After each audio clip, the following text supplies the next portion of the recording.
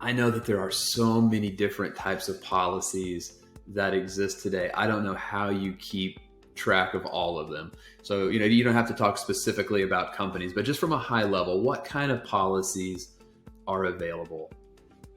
Sure. There are a few different types. I'd say there are two main types with a couple others that are also used. So the first one is going to be a traditional long-term care insurance policy. These have been around for about 30 years. It's pure insurance. So it's pay as you go typically, maybe monthly, annually. And think of it like your home or auto insurance. There's no added benefit if you don't use it. It's just simply insurance. This is often the best way to get your most bang for your buck. Okay, the most really efficient way to actually pay for care. The negative here is it can be more difficult to qualify for. The second type of policy is what we call a hybrid or a linked benefit policy. And what this is going to be is you're combining long-term care insurance with an added benefit. It's going to be a death benefit from a life insurance policy or cash value from an annuity. And what this does is it provides a benefit if you don't need care. Now, people that are looking at these policies might have lots of assets, might have investments that they are repositioning money into a policy. Or they might not be healthy enough to qualify for a traditional policy, so they're looking at a hybrid policy.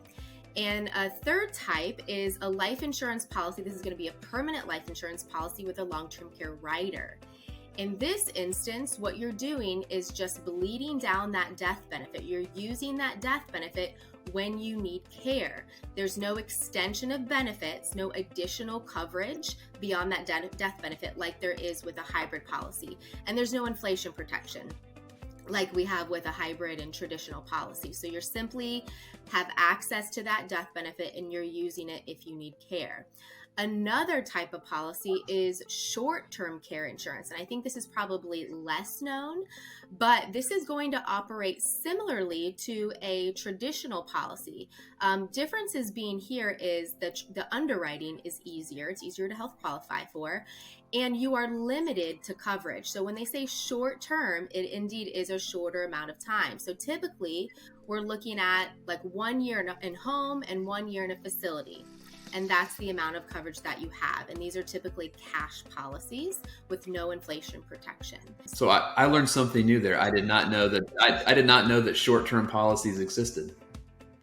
They do. And so when I have clients that won't health qualify for long-term care insurance, we often pivot to a short-term care policy because you're still able to get leverage and you have great coverage, and it's cash. People like the idea of having a cash policy. We're not having to submit invoices, and you're simply just getting a check for that full amount each and every month.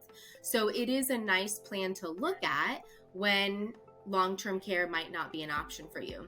And then finally, there are plans out there that are simply just home care plans. So people are going to look at these. Again, they might not health qualify for a long-term care insurance policy, but for people that know they want to stay in their home, they're absolutely not going to be taken to a facility, they can buy hours of service ahead of time. And this is going to be 1,000 to 10,000 hours of service, and they will have a monthly premium.